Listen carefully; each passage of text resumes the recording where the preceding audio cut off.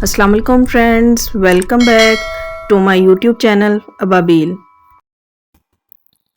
بسم اللہ الرحمن الرحیم۔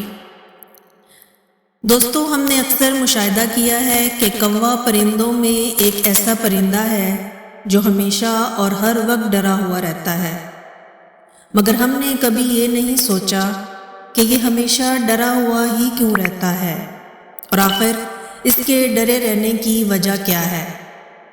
دوستو، آج ہم آپ کو کوے کے ہمیشہ ڈرے رہنے کی وجہ بتائیں گے کہ آخر اس کے ساتھ ایسا کیوں ہوا، اور یہ ڈر کی کیفیت آخر کوے کے ساتھ ہی کیوں ہے۔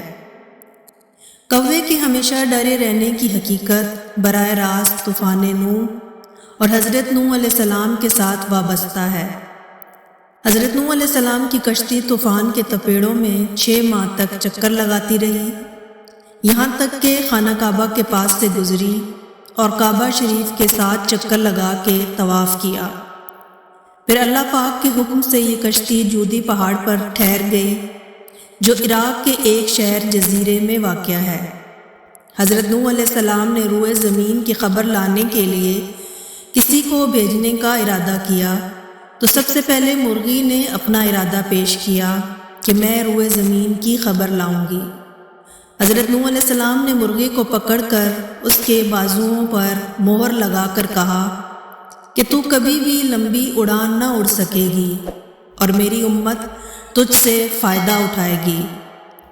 اس کے بعد نوح علیہ السلام نے روئے زمین کی خبر لانے کے لیے کوے کو بھیجا، تو کوا ایک مردار دیکھ کر اس پر گر پڑا اور واپس نہیں آیا۔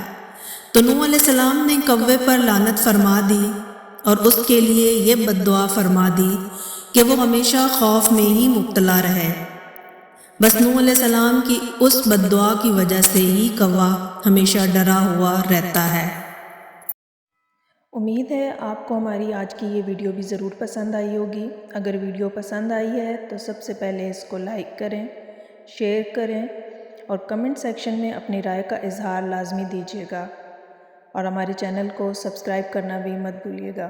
مجھے اگلی ویڈیو تک دیں اجازت۔ اللہ حافظ۔